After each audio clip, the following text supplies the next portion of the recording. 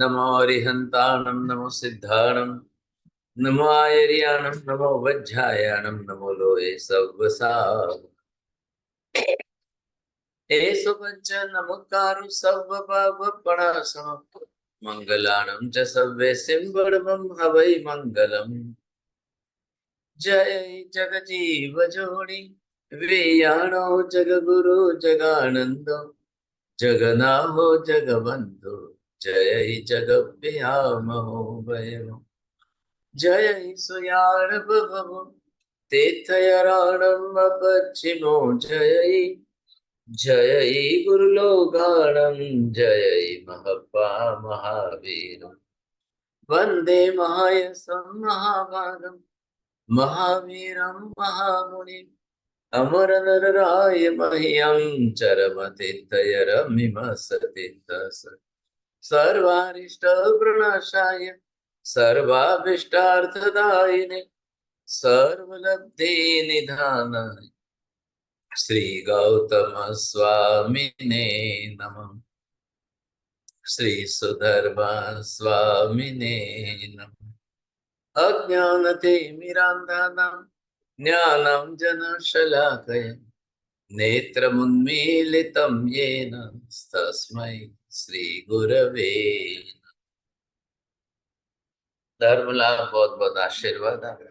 आज जनवरी की अंतिम तारीख 31 है, बुधवार के दिन हम इस समय आज तत्वार्थ की क्लास तो शुरू कर रहे हैं ये अपने गणधरवाद के अंदर, और इसके अंदर ये अंतिम विषय आ जाए समझे। इस अंतिम विषय क्लास को जो है हमें समझना है। तो यहाँ पर आज की क्लास जो हमारी कंक्लूजन की क्लास है साहब, क्या कंक्लूजन आया इसमें से? हाँ, इस तो यहाँ पर आपने ये देखा, एक नंबर पर है गति।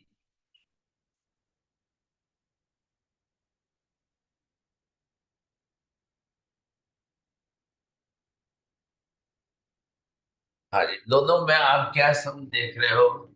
समानता विषमता, समानता विषमता, समानता विषमता, समानता विषमता, समानता और विषमता। हाँ, थोड़ा ध्यान से समझने की कोशिश करना। अब ये क्या चल रहा है, मतलब सुधर्मा जी का जो मत है, उन्होंने एकांतता जो पकड़ी है और उसी बात को यहाँ पर खुलासा करके स्पष्टीकरण कर रहे हैं। मतलब क्या होगा कि सभी जीवों की ये पांचों वस्तुएं, ये पांच जो है हम ये कर रहे हैं, पांचों चीजें अगर आप देखो तो समान रूप से भी रहेगी, और यही पांचों वस्तुएं विषम रूप से भी होगी। ये विषमता असमानता जिसको कहते हैं। अब ये दोनों साथ में जोड़ना है समझे। अब जिसके जितने अर्थ में दोनों साथ में बैठ जाए सब, कितने अंश में कितने प्रमाण में समान बैठेगी और कितने अर्थ में कितने प्रमाण में विषमता भी रहेगी। अब जिसमें विषमता भी रहेगी तो कितने प्रमाण में समानता भी रहेगी। लेकिन आप ये नहीं कह सकते हो कि मनुष्य मनुष्य ही बनेगा, ऐसा नहीं है। मनुष्य मनुष्य बनेगा ये 2%, 5% मुश्किल से, लेकिन 95% मनुष्य मनुष्य न बन करके अन्य कुछ बने। तो ये गति की दृष्टि से बात आ गई। जरूरी नहीं है, मतलब ये नियम सबके लिए लगाइए, गति का नियम। पशु पक्षी है उनके लिए भी यही रहेगा सब। लेकिन जहां जो नियति है, ध्यान रखिए, देव मर के देवता के लिए, नारकी के लिए नियम नहीं बैठेगा। देव नारकी हमेशा विषम ही बनेंगे, समान बनेंगे ही नहीं, कभी भी नहीं बनेंगे। बोलिए नीति बहन जी, ख्याल आया? जी मैं ऐसा है कि देव और नारकी सदा विषम ही बनेंगे, समान नहीं बनेंगे। हाँ, तो ये स्पेशल नियम जो है इसके अंदर भी जब हम स्पेशल व्यवस्था बनाएंगे तो इसके अंदर अब ये आई गति। अब गति की दृष्टि से आपको देखना है तो समान गति किसके लिए बैठेगी, विषम गति किसके लिए बैठेगी? तो विषम के लिए कौन है? देव और नारकी निश्चित रूप से समान के रूप में और विषम दोनों के रूप में मनुष्य भी है, तिर्यंच पशु पक्षी भी है। और विषम के लिए पशु पक्षी और मनुष्य दोनों हैं। ये दोनों बात आ गई। तो ये जो मनुष्य और पशु पक्षी समान और विषम दोनों है, लेकिन देवी देवता और नारकी जीव सिर्फ और सिर्फ विषम है, समान नहीं है। समान का मतलब क्या हुआ? देव मर के पुनः देव ही बनेगा ऐसा। नारकी मन के पुनः नारकी बनेगा? जी नहीं, संभव ही नहीं है। नहीं बनेगा मतलब नहीं बनेगा ऐसा। अब ये सुधर्मा जी एक नियम सबके लिए बना लेंगे सब। अच्छा, आपको विपुल जी पहले पुरानी बात शुरुआत की याद हो तो, क्योंकि अब इतनी 40 क्लासें हो गई तो शायद कम याद होगा, लेकिन वो जो बात आई थी कि सब पुरुषों दहियते चेत, मलमूत्र सहित शरीर जला दिया जाए तो देवताओं के अंदर तो मलमूत्र भी नहीं है, तो उनको तो जलाने का प्रश्न भी नहीं आ रहा है। नारकी के जीवों में मलमूत्र ही नहीं है, उनको जलाने का प्रश्न ही नहीं आ रहा है। आ रही है बात ध्यान में? तो वहां की व्यवस्था कैसी है?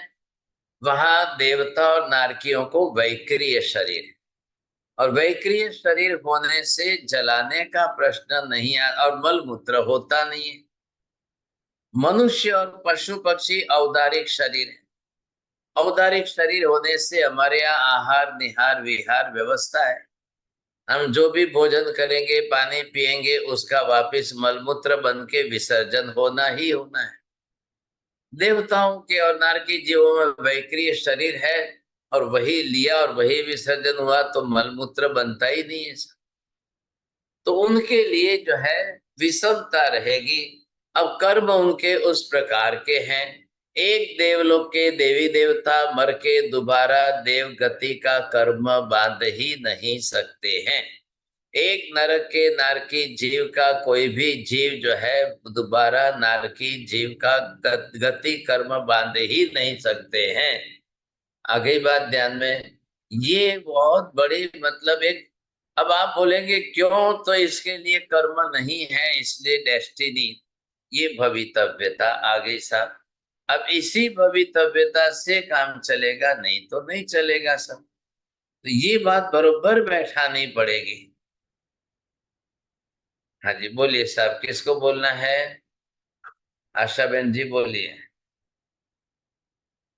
जी महाराज साहब, आपने बताया कि देव पुनः मर के देव बनता ही नहीं है, और नारकी मर के पुनः नारकी बनते ही नहीं है, ये निश्चित रूप से है, भवितव्यता है। हाँ, अब देखो एक बात आपने क्या कि भाई सबके लिए कर्म अनिवार्य है, तो कर्म बांधने के लिए भी उनकी भवितव्यता आ गई। अब कौन सा कर्म कौन कैसे बांधेगा? तो यहाँ पर आपने ये देखा है कि ये जो है देवलोक है। अब यहां तक आपने इसको देवलोक कह दिया। अब ये देवलोक, अभी देव गति की बात नहीं चल रही है, देवलोक की बात चल रही है।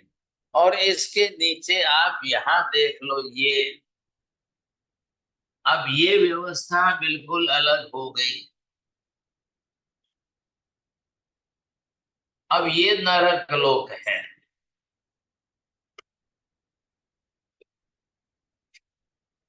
तो यहाँ दोनों की, यहाँ के कोई भी देवी देवता है, अब जो भी है, जिसको भी है, हाँ ये जरूर है, ध्यान रखना, मरना इनको भी अनिवार्य है। बिना मरे देवलोक के अंदर भी आप परमानेंट नहीं रह सकते हो। क्यों मरना अनिवार्य है? बोलिए जैन साहब, बोलिए। महाराज साहब, कोई भी जीव आयुष कर्म लेके आता है तो मरना अनिवार्य है। बस बस बस, आयुष्य कर्म सबके साथ लगा हुआ है।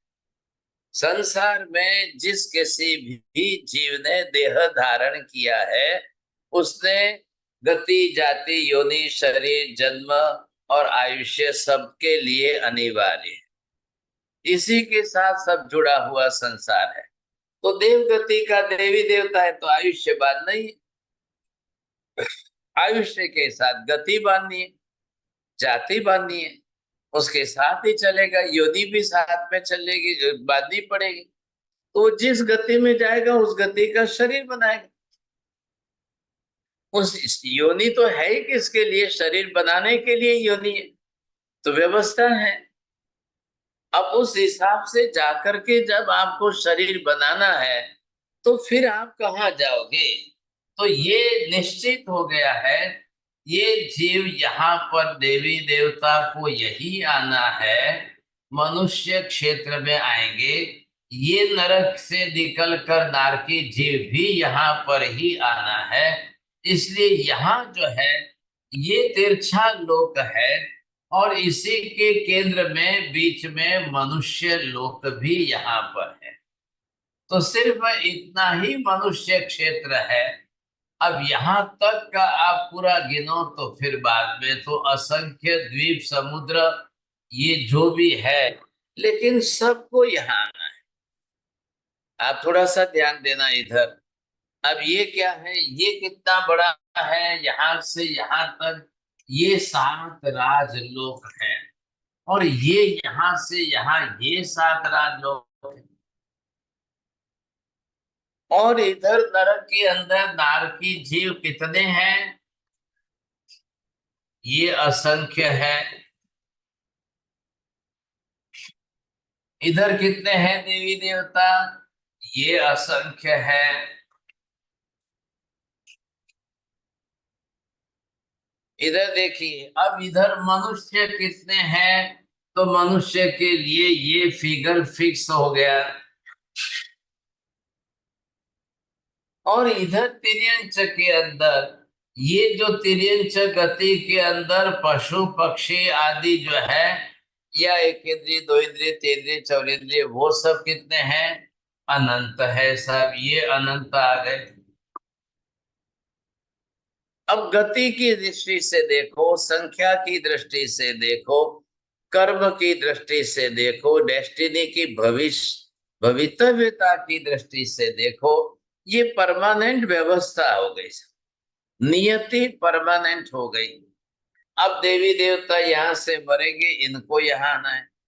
अब ये 7 राजलोक के अंदर असंख्य है, और इधर एक राजलोक का ये बीच में अंतर है। एक राजलोक में भी ऐसे सिर्फ 1800 योजन, 900 ऊपर 900 नीचे, 1800 योजन के बीच में पूरा तिरछा लोक है, इसी में आना है। अब इधर से नरक में से भी आएंगे सब। अब आप बताइए साहब, 100% में से 95% तो तिर्यंच गति में चले जाएंगे।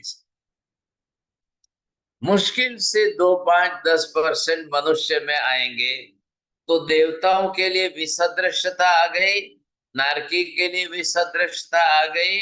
देवता कभी दोबारा देव शरीर नहीं बना सकते हैं, देव गति नहीं बांध सकते हैं, देव योनि में नहीं जा सकते हैं। ये परमानेंट फिक्स नियम हो गया। चाहे कोई भी हो, चाहे कितना भी बड़ा इंद्र हो, चाहे कोई छोटा बड़ा देव हो, जो भी हो, कॉमन रूल सबके लिए एक सरीखा, एक जैसा। अब नरक के नारकी जीवों के लिए व्यवस्था हो गई, परमानेंट डेस्टिनी की व्यवस्था है। नारकी जीव दोबारा नारकी शरीर नहीं बनाएगा, नारकी जीव दोबारा नरक योनि में नहीं जाएगा, नरक गति में नहीं जाएगा, तो उसको भी यही आना है। अब आप पूछोगे भाई साहब यहाँ तो सिर्फ 1800 योजन है, ये बीच का गैप। अब ज्योग्राफिकली कॉस्मोलॉजिकली समझ लो, 900 योजन धरती से ऊपर, 900 योजन धरती से नीचे। अब आप बोलोगे ये असंख्य कहाँ जाएंगे, कहाँ जाएंगे? मनुष्य तो इससे ज्यादा हो नहीं सकते। 2⁻96 का फिगर आ गया सर। मनुष्य तो मैक्सिमम लास्ट फिगर दे दिया है, इससे ज्यादा संभव ही नहीं है, किसी भी हालत में संभव नहीं है। और ये पूछा गया तो सिमंदर स्वामी ने बताया इस फिगर को भी मनुष्य ने कभी टच नहीं किया है। बोले विपुल जी ध्यान दिया आपने? आपका ध्यान नहीं है सर। हाँ, वो आपके चेले कहाँ चले गए? वो तो निकल गए क्या राहुल जी? चलो ठीक है, अच्छी बात है। बोले उषा बहन जी क्या बताया? नहीं, इनको मालूम नहीं है। चलो अंशा बहन ध्यान से बोलिए सर। हाँ साहेब जी, जो मनुष्य में जो संख्याता है 2⁻96 का, तो वो भी टच नहीं किया आज तक, इतने ही कम हाँ, मनुष्य। अनंत काल बीत गया, आज दिन तक इतना लास्ट फिगर टच नहीं हुआ है। ये मैक्सिमम फिगर जो बताया है वो अल्टीमेट फिगर है मैक्सिमम। अगर मैक्सिमम जाए जाए जाए बढ़ भी जाए संख्या, तो ज्यादा से ज्यादा इस संख्या तक पहुंच सकते हैं, लेकिन वहां तक भी नहीं पहुंच पाए। तो मतलब क्या हुआ? विसदृश असमानता, देव गति में समानता नहीं है, नरक गति में समानता नहीं है। हाँ, एक बार भी मनुष्य में जाके वापस नरक में आ जाए, एक बार भी तिर्यंच गति में जाके दोबारा भले नरक में आ जाए। हाँ जी चौड़िया जी, आपने ध्यान से विपाक सूत्र सुना है। अब विपाक सूत्र के अंदर एक मृगापुत्र का जो प्रसंग आया है, तो इक्काई राष्ट्रकूट का जीव, ख्याल आया? इक्काई राष्ट्रकूट का जीव वो नरक में जाता है, आने के बाद जो है ये मृगापुत्र बनता है। मृगापुत्र मर के नरक में जाएगा, फिर आकर के मनुष्य में आएगा, फिर नरक में जाएगा, फिर आके तिर्यंच गति में, फिर वापस तीसरी नरक में जाएगा, फिर वापस तिर्यंच गति में, फिर वापस चौथी नरक में, फिर वापस तिर्यंच गति में, फिर वापस पांचवी नरक में, फिर वापस तिर्यंच गति में, फिर वापस छठी नरक में, फिर वापस तिर्यंच गति में, फिर वापस सातवीं नरक में, फिर वापस तिर्यंच गति में। ऐसे उसका चक्कर चलेगा। ये परमानेंट व्यवस्था है। महावीर ये कह रहे हैं सुधर्मा जी को, आपने सिर्फ मनुष्य के बारे में ही सोचा है, आपने देवनारकी के बारे में सोचा नहीं, और आपने तिर्यंच गति के समस्त जीवों के बारे में नहीं सोचा है। आपने दह्यते, दह्यते मतलब अग्नि संस्कार करके जलाना, तो आपने जलाना ये सोचा है, किसके लिए सोचा है? मनुष्यों को जलाया जाता है, पशु पक्षियों को तो जलाने वाले भी कम है, जमीन में गाड़ देने वाले हैं। या पशु पक्षियों को तो वैसे भी लोग जो है मार के खा जाते हैं, फिर चमड़ी वगैरह ले जा करके उसके पैर पॉकेट बना देते हैं। आप रोज देख लो पशु पक्षियों के बारे में, तो बहुत बड़ी विटंबना है। अब वो मतलब ये शरीर तो दोबारा शरीर तो बनेगा ही नहीं, दोबारा ये शरीर आएगा नहीं सा। तो ये आपने मतलब हम हर एंगल से देख रहे हैं, from all the different angles, इन सब एंगल के अंदर ये भी आ गया।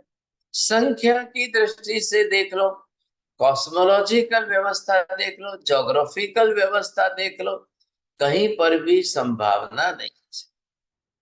अब कर्म की दृष्टि से जब आप देखोगे तो वो भी आपको ख्याल आ जाएगा कि अब जीव को शरीर छोड़ना है, मरना है, और उसको वापस दोबारा कर्म तो बांधना ही है। ये अब जीव जो जीवन जी रहा है, अब यहाँ आकर के इसको मरना है, तो यहाँ उसको जो है आयुष्य बांधना है। अब आयुष्य के पहले गति नाम कर्म बांधना पड़ेगा। ध्यान दीजिए, आयुष्य ऑलवेज फॉलोज द गति कर्म। जिस जीव ने जिस प्रकार का जिस गति का कर्म बांधा होगा उस हिसाब से आयुष्य बांधेगा। गति के साथ में दूसरा एक और साथ में जाति नाम कर्म है। आप समझ रहे हैं? देव गति हो गई, व्यंतर जाति हो गई। देव गति हो गई, व्यंतर जाति में वाण व्यंतर सब डिविजनल जाति हो गई। तो खाली गति से नहीं चलेगा। तो देव गति में तो बहुत सारे देवी देवता हैं। ये जो है ना, ये देव गति हुई। मैंने आपको पहले बताया था वो है देवलोक था। ये देवलोक तो ज्योग्राफिकल वर्ड है, भौगोलिक क्षेत्र के हिसाब से लोक दिया। ये देव गति कर्म शास्त्र का शब्द है, ये कर्म बांधना है। अब ये देव गति में आपके जो है ये 4 डिवीजन आ गए। भवनपति है, ये व्यंतर है, ये ज्योतिषी है, ये वैमानिक है। अब ये व्यंतर के अंदर ये व्यंतर, फिर बाण व्यंतर, फिर तिर्यक ध्रुवक, ये क्या हो गई साहब? ये 4 गति हो गई, ये जाति हो गई। अब बहुत सारी जातियां हैं, बहुत सारी जातियां हैं। तो यहाँ पर जिस जाति में जो जीव जाएगा उसका क्या करेंगे साहब, कैसे करेंगे? तो इनका क्षेत्र भी अलग हो गया। ये जो है कौन है? ये सिर्फ वैमानिक ही देवलोक में रहते हैं, बाकी के सभी ऊपर के देवलोक में नहीं रहते हैं। बोलिए उषा बहन जी, ध्यान में आया? सिर्फ वैमानिक ही देवलोक में रहते हैं, बाकी नहीं रहते हैं। हाँ जी, ये ख्याल आएगा आपको। अब ज्योतिषी सिर्फ मनुष्य क्षेत्र में रहते हैं, वो न तो देवलोक में है न अधोलोक में है साहब। बोलिए साहब, विपुल जी बोलिए, शुरुआत तो करो आप। हाँ महाराज साहब, आपने बताया जो वैमानिक देव हैं वे तो देव लोक में ही रहते हैं, और जो ज्योतिषिक हैं वे मनुष्य लोक में रहते हैं। हाँ, वो सिर्फ मनुष्य लोक में रहना है उनको। तो इसलिए यहाँ पर ये नियम किसका है? ये नियम सबके लिए है कि आप कौन सी गति बांध रहे हो। ध्यान देना, ये कर्म शास्त्र की व्यवस्था है। आपको आयुष्य बांधने के पहले गति बांधनी जरूरी, क्योंकि उस हिसाब से आयुष्य बंधेगा। ये है। अब आप गति बांधोगे तो सब डिविजनल जाति बांधनी अनिवार्य। आप जाति बांधोगे तब उधर जाओगे आप। अब क्या है, देवलोक के देव गति, ये देखिए, अब देव गति के हिसाब से ये आ गए, इनके 4 लाख योनियां हैं। अब 4 लाख योनियों में से वैमानिक की कौन सी है, ज्योतिषी की कौन सी है, भवनपति की कौन सी है, व्यंतर की कौन सी है, जो जिसकी जिसकी अलग अलग है, वो सब 4 लाख के अंदर डिवाइड हो गई सब अलग अलग तरीके से। अब जो गति जाति जिस तरह से निर्धारित कर लेगा, अब उसको जाकर के उसी योनि में वहां पर ही जन्म लेना है। इसलिए जहां जहां देवता है वहां वहां देवताओं की योनियां फिक्स्ड है। आ गई बात ध्यान में? वहां की देवलोक की योनियां कौन सी कैसी है? वहां जो फूलों की शैया है जिसमें जाकर देवता जन्म लेते हैं, शरीर बनाते हैं, उसी को देवता की योनि कहते हैं। बोलिए विभा बहन, ध्यान में आ गई बात? जी साहब जी, देवलोक में जहाँ पर फूलों की शैया है वहां पर ही देव उत्पन्न होते हैं और शरीर बनाते हैं। हाँ, तो अब आप क्या करेंगे नीति बहन जी, ध्यान से समझिए। देवलोक के अंदर जो देवियां हैं, उनके शरीर के अंग पर, जनन अंग पर मत जाइए साहब, वो योनि नहीं है उनके लिए। That is no doubt that physically this is the body organ, body part है, प्राइवेट पार्ट है, कोई चिंता नहीं, वो उनके शरीर का प्राइवेट पार्ट है, तो वो उनके देवी देवताओं के लिए संभोग करने के लिए साधन है। लेकिन वहां कोई जन्म नहीं लेगा, वहां कोई उत्पन्न नहीं होता, इसलिए उसको योनि नहीं बोलना है। आ गई बात समझ में आप? तो जहां जाके जन्म लेने वाले, योनि का काम क्या है? जिस जीव को जहां जाकर शरीर बना के जन्म लेना है, उसके लिए वो योनि है, नहीं तो नहीं, फिर आप उसको नहीं बोलेंगे। तो अब जहां गया ना, अब देवलोक में गया, अब इधर देखिए सर, ये जब देवलोक में जीव गया है अपनी तरफ से, तो यहाँ पर आपने ये देखा, ये उनकी फूलों की शैया बनी हुई है। अब यहाँ पर जो भी देवता आ गए, अब जो जीव जहां से आया, ये यहाँ पर,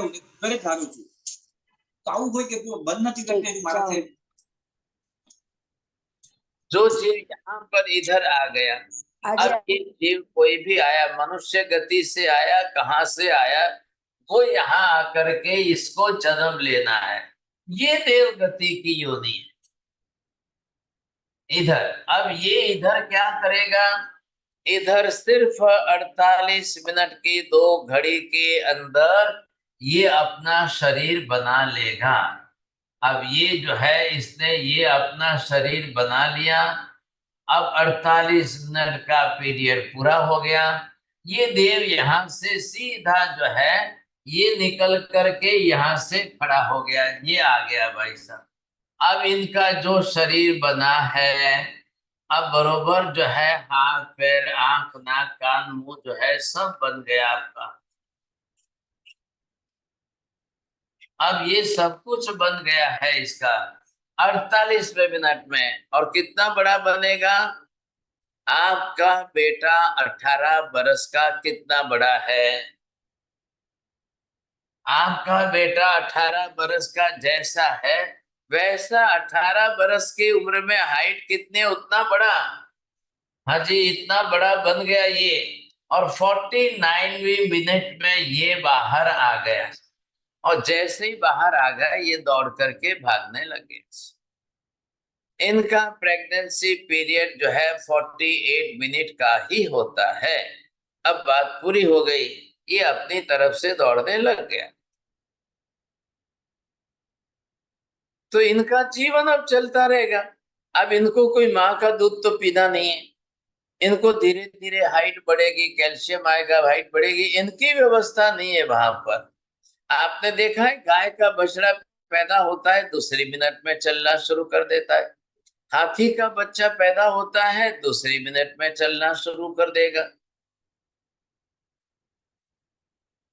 आप पशु पक्षियों में देखिए, लेकिन सब मनुष्य एक ऐसा है कि उसका जन्म होगा, जन्म के बाद वो माँ का दूध पिएगा साल भर, धीरे धीरे ग्रोथ बढ़ेगी, वेट बढ़ेगा, हाँ शरीर बढ़ेगा, तब जाकर के साल भर बाद में खड़ा होगा, फिर चलना शुरू करेगा। तो हमारे यहाँ की व्यवस्था ऐसी है। तो मनुष्य शरीर में स्त्री के अंदर ही योनि है, स्त्री शरीर का ही प्राइवेट पार्ट अंग जो है वही योनि है, क्योंकि उसी में बालक आता है, जीव आता है, वही अपना गर्भ में शरीर बनाता है और योनि से ही जन्म लेता है, वही जन्म लेकर के आएगा।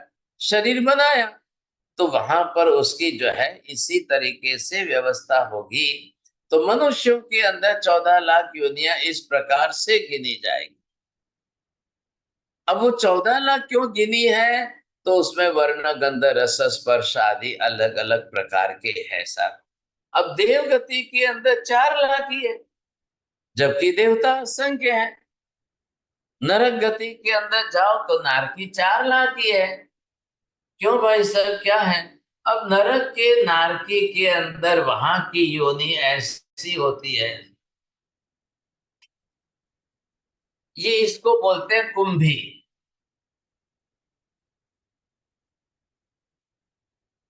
अब जो जीव इसमें आएगा, अब कितने आएंगे एक साथ में, जो भी आ जाए, ये आ गया है तो ये अभी अपनी तरफ से इसको भी अपना शरीर बनाना है। अब ये आ गया, इसको अपना शरीर बनाना है, ये बना लिया, इनका भी वही काम है। ये 48 मिनट में इनका भी शरीर बन गया, और जैसे ही वैक्रिय वर्गना का शरीर बन गया, ये बाहर आ जाएगा सब। अब ये बाहर आ गया तो ये अपनी तरह से इसने जन्म ले लिया है, अब ये इसका शरीर बन गया। अब ये जो है जैसा शरीर बन गया, ये अपनी तरह से बाहर निकल के सीधा दौड़ने लगेगा 49 मिनट में। बस इसका भी वही नियम है, क्योंकि इसके जैसा ही वैक्रिय शरीर है। बस यहाँ इनकी देवों के फूलों की शैया है, यहाँ इनकी कुंभी बोलते हैं, कुंभी। ख्याल है? उस कुंभी में इनकी योनि है, ये भी 4 लाख योनियां है। अब 4 लाख जाति हो गई, लेकिन इनके सातों नरक में अलग अलग अलग कुंभियों में है, सब जगह अलग अलग है। ध्यान रखिए, ध्यान से समझिए, नरक के अंदर कोई स्त्री नहीं है, नरक में कोई पुरुष नहीं है। स्त्री शरीर की रचना नरक में नहीं होती है, पुरुष शरीर की रचना नरक में नहीं होती है। अब वो सबको थर्ड जेंडर, जैसे आप नपुंसक समझ लीजिए, आप सबको, तो किसी से किसी का जन्म तो होगा ही नहीं ना। अब ध्यान से समझिए, किसी का किसी के शरीर संबंध से जन्म नहीं होगा। अब इसका मतलब ये नहीं है कि नार के जीव शरीर संबंध नहीं करेंगे, करेंगे। विषय वासना की संज्ञा है, वेद मोहनीय कर्म लेकर गए, संज्ञा कहाँ जाएगी? कर्म तो साथ में है, लेकिन क्या करेंगे साहब? इधर परमाधामी बहुत है, पकड़ के मारने वाले बहुत है। अब क्या करेंगे? डर और भय संज्ञा है, ख्याल आया कि नहीं? ऐसी स्थिति में जीवन चलेगा। अब ये मरेंगे। अब इधर क्या है, डेस्टिनी क्या देखा आपने? देव मर के नरक में नहीं जा सकते, नारकी मर के देव नहीं बन सकते हैं। आ गई बात ध्यान में? बोलिए शीतल बहन। परमानेंट प्रिंसिपल ये हो गया। देव मर के नारकी में नहीं जा सकते, नारकी मर के देव में नहीं जा सकते, देव मर के देव नहीं बन सकते, और नारकी मर के नारकी नहीं बन तो क्या हुआ? सब सादृश्यता भी नहीं है, किसी प्रकार की सादृश्यता संभव ही नहीं है। अब सुधर्मा जी ने इतना लंबा वहां तक विचार नहीं किया, क्या करना बोलिए? क्या करूं विपुल जी, कैसे करूं? बोलो, टाइम तो इतना फास्ट जा रहा है, अब कैसे निकालूं? अब कल हमने बात की थी, चौड़िया जी थोड़ा ध्यान में है, तो क्रिया, अब आपने देखा कि नहीं, क्रिया एक शरीर की एक समान अनंत जीव कर ही नहीं सकते हैं। तो क्रिया के अंदर जैसी शुभ अशुभ की वृत्ति रहेगी, अब शुभ की क्रिया से जो कर्म बांधेंगे, अब उसमें से जाकर के कर्म बना, कर्म भी शुभ अशुभ दोनों प्रकार के बने। अब ये ले जाकर के विपाक, अब विपाक के अंदर हम क्यों यहाँ क्रिया कर्म क्यों ले रहे हैं? गति भी कर्म है, जाति भी कर्म है, और आयुष्य भी कर्म है, सब विहायो गति भी कर्म है। सारी व्यवस्था केवल ज्ञानियों ने कर्माधीन बताई है। बिना कर्म के संसार के किसी भी जीव की एक भी व्यवस्था नहीं चल सकती है। बोलिए उषा बहन जी, बोलो जल्दी।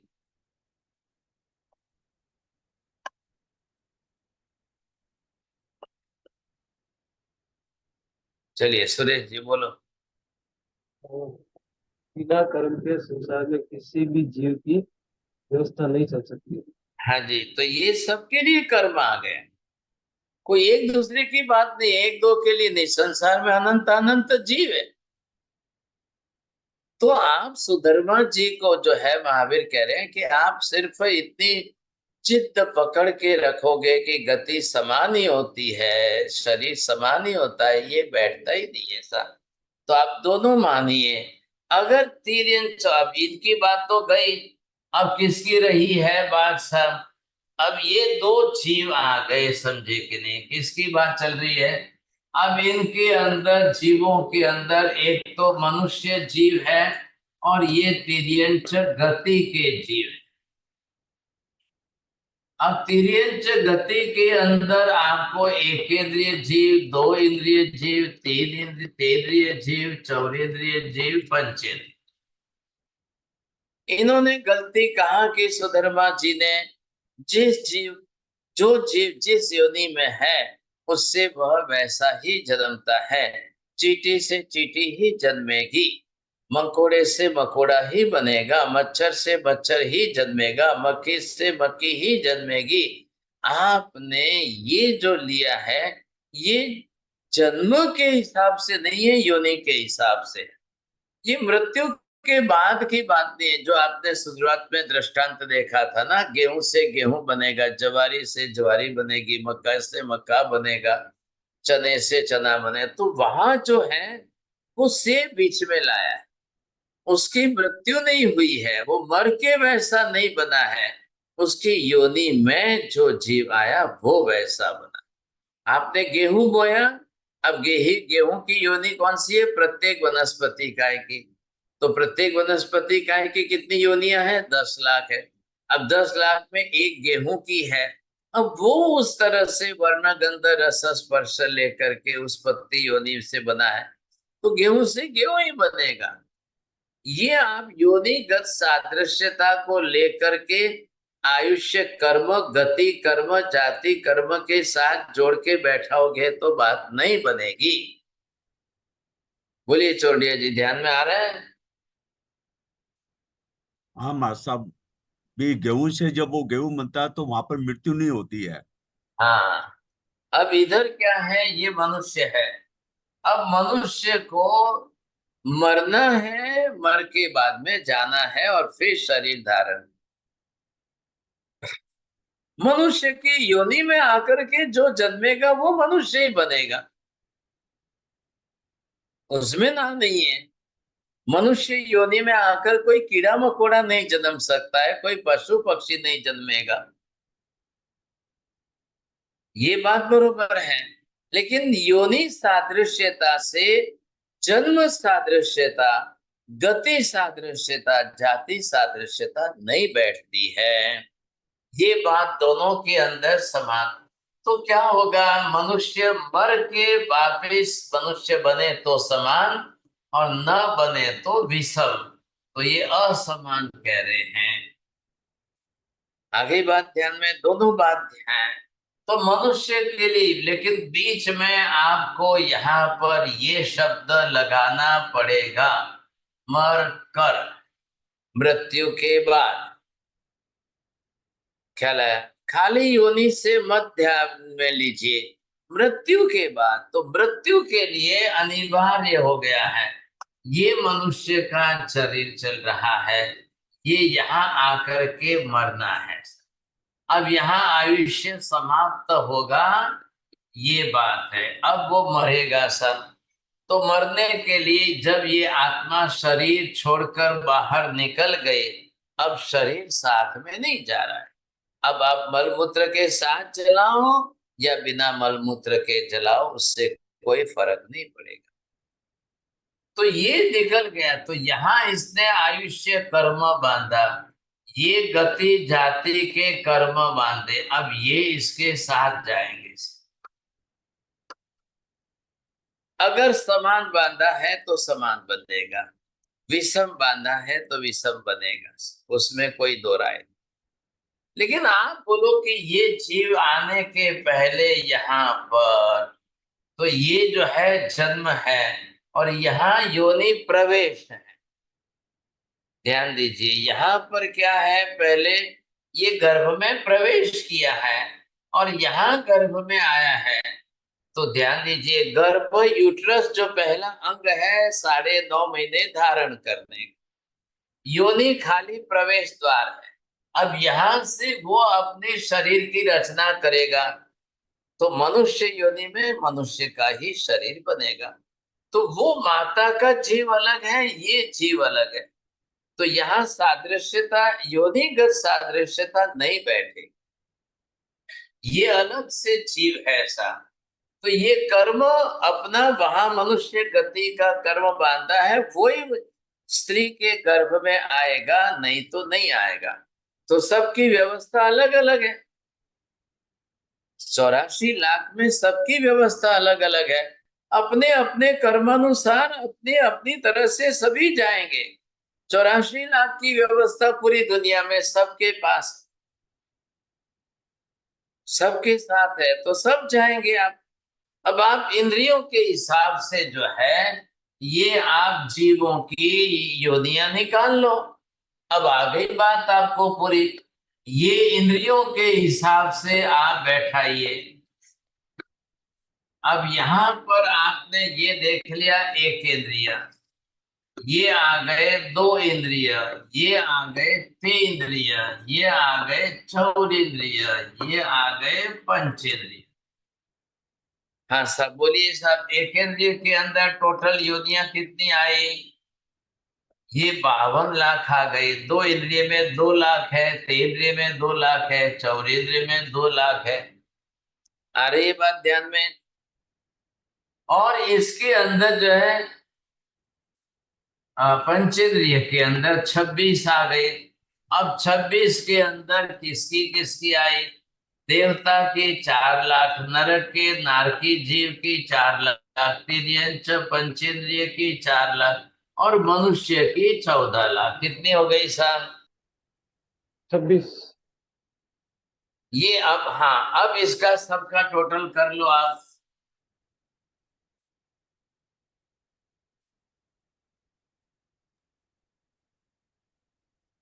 हाँ 84 है। बस तो बात पूरी हो गई ना। फिर ये आपने इंद्रियों से डिवाइड किए, तो इंद्रियों से डिवाइड की, एक इंद्रिय में सब आ गए ना, पृथ्वी पानी अग्नि वायु वनस्पति। 2 इंद्रिय 3 इंद्रिय 4 इंद्रिय, ये आ गए पंचेंद्रिय। अब पंचेंद्रिय के अंदर ये चारों डिवीजन हमने अलग करिए, देव नारकी तिर्यंच मनुष्य की। देखिए जैन शासन के अंदर फिगर बदलेगा नहीं, केवलियों का दिया हुआ है परमानेंट, केवल ज्ञानियों ने दिया है। अब ये हो गए इंद्रियों के हिसाब से वैसा शरीर हो गया, ये इतनी योनियां इनकी फिक्स हो गई। जो जीव कल एक इंद्रिय में आएगा, अब वो एक इंद्रिय में गया, लेकिन जाति कौन सी है? पृथ्वी काय की है कि पानी की है? अग्नि में गया कि वायु में गया? जो कर्म बांध कर, ये कर्मानुसार व्यवस्था है, संपूर्ण इंद्रियों की व्यवस्था कर्मानुसार, इसलिए इंद्रिय पर्याप्ति है। संपूर्ण योनियों की व्यवस्था कर्मानुसार है। अब उसमें दूसरा विकल्प भी नहीं है, क्या करेंगे आप? तो महावीर ये कह रहे हैं सुधर्मा जी को कि पहले यहाँ पर आप कंक्लूजन ये निकालिए कि जिसमें समानता होगी उसमें समानता आएगी। अब समानता किसमें आएगी?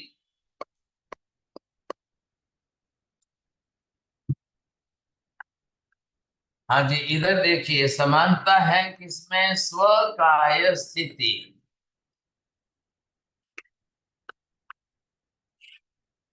अब जो जीव जिस काय में है बैठा है, अब उसी में अगर उसको चलना है, तो यहाँ पर स्वकाय स्थिति के हिसाब से काया रहेगी, फिर भी उसकी अवान्तर योनि बदलेगी, शरीर बदलेगा, जन्म बदलेगा।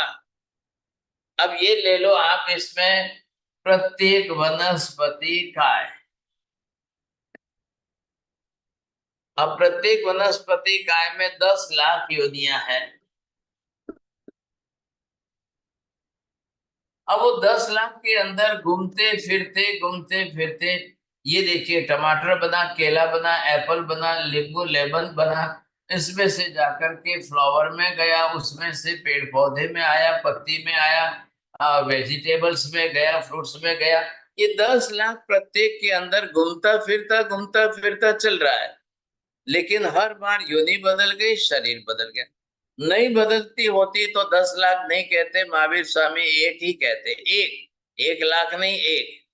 लेकिन 10 लाख योनियां बताई तो स्व का स्थिति में घूमेगा। ये किसके लिए विषमता कंपलसरी जो है, ये देवनारकी के लिए है। इनके स्व का स्थिति नहीं है ऐसा। देवी देवता और नारकी के जीवों के लिए स्व का स्थिति नहीं है, एक ही जन्म है इनका। तो इनको इस तरह से, इसकी तरह से घूमना नहीं है। तो ये है। अब इसमें आपने स्व का स्थिति में ले लिया, ये मनुष्य लिया। अब मनुष्य के लिए उसको कितने करने हैं? 1 जन्म, दूसरा जन्म, तीसरा जन्म, चौथा जन्म, 5वां जन्म, 6ठा जन्म, 7वां जन्म, 8वां जन्म। ये जो दिया है 7 से 8, ऐसा उत्तरायण सूत्र आगम शास्त्र में दिया है। मनुष्य मनुष्य मनुष्य अगर बने तो के अंदर कितना है? सिर्फ 1% भी नहीं है। 0.1% आ जाए, कोई भी अगर मुश्किल से मनुष्य बार बार मनुष्य ही बन जाए तो 7 से 8 बार बनेगा। इसलिए आप समानता गिन लो, और जब नहीं बनेगा तो विषमता गिन लो। एक बार भी न बने, एक बार भी मनुष्य दोबारा न बने तो विषमता आ गई, और एक से दूसरी बार जन्म ले ले तो समानता आ गई। महावीर स्वामी के 27 जन्म हुए, ध्यान से सुनिए। अब चौथा जन्म और 5वां जन्म दोनों ही मनुष्य का बन गया। अरे बात ध्यान में। अब 2 बार मनुष्य बन गए। 22वां जन्म और 23वां जन्म 2 बार मनुष्य बन गए। बस दूसरे 2 बार से तीसरी बार नहीं बने। अरे ना ख्याल में आपको? नहीं, 5वां और 6ठा जन्म, हाँ सॉरी, 5वां 6ठा और 22वां 23वां 2 बार मनुष्य बन गए। आदिनाथ भगवान दूसरी बार नहीं बने, नेमिनाथ भगवान नहीं बने, पार्श्वनाथ भगवान नहीं बने, मतलब गति बदल गई साहब। ये बात यहाँ पर महावीर समझा रहे हैं कि आपको समानता, विषमता, गति, जाति, योनि आदि सबके अंदर दोनों पक्ष स्वीकारने अनिवार्य है। आप सिर्फ एक ही पकड़कर नहीं चल सकते हो। और अभी मैंने बताया कि क्रिया बदलेगी, कर्म बदलेगा, सब कुछ होगा। तो ये जो सारी बात आ गई, अब लास्ट में सुधर्मा जी मान गए।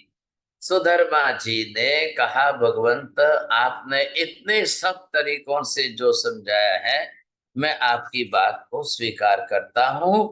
और 500 शिष्यों के साथ सुधर्मा जी ने महावीर स्वामी के पास दीक्षा ले ली। 500 शिष्यों के साथ दीक्षा ली, महावीर स्वामी का सिद्धांत स्वीकार लिया। बड़ी खुशी हुई, और वे गणधर भी बन गए। और फिर 92 की एज में आकर केवल ज्ञान भी प्राप्त कर लिया। ध्यान से समझिए। अब जहां तक थे वहां तक की बात है। इतने वर्षों तक मिथ्यात्व भी रहे, क्या करेंगे? अब रहे तो रहे भाई साहब। अब वो जिद पर चढ़ गए थे, अड़ गए थे, वो नहीं मानते थे अपने आप को। तो ये मिथ्यात्वी के रूप में इतना लंबा काल बीता है। अब इधर आकर के दीक्षा ले ली। अब दीक्षा के इतने वर्षों पर बीतने के बाद 92 की एज में आकर के अब उनको केवल ज्ञान भी हो गया। और अंत में चल करके ये यहाँ पर 100 बरस का आयुष्य पूरा हुआ, और 100 बरस का आयुष्य पूरा होने के बाद अब वो मोक्ष में भी चले गए। इधर देखिए छोटिया जी, एक जन्म में सब खेल हो गया। एक जन्म में एक भव है, यहां से यहां तक लेकर के ये पूरा एक भव है।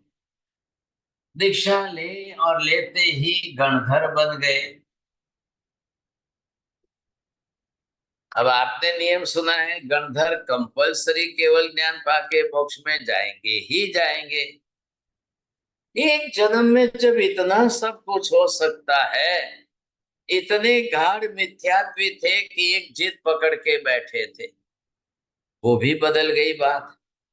दीक्षा भी ले ली, सम्यक दर्शन भी प्राप्त कर लिया इन्होंने, दीक्षा लेकर गणधर भी बन गए, शास्त्रों की रचना, आगम शास्त्रों की रचना भी कर ली, हजारों को पढ़ाया, सिखाया, समझाया, उनको भी केवल ज्ञान, उनको भी जो है सम्यक दर्शन प्राप्त कराया। और जब अपने वृद्धावस्था में आए, आयुष्य के सिर्फ ये 8 बरस बचे हैं,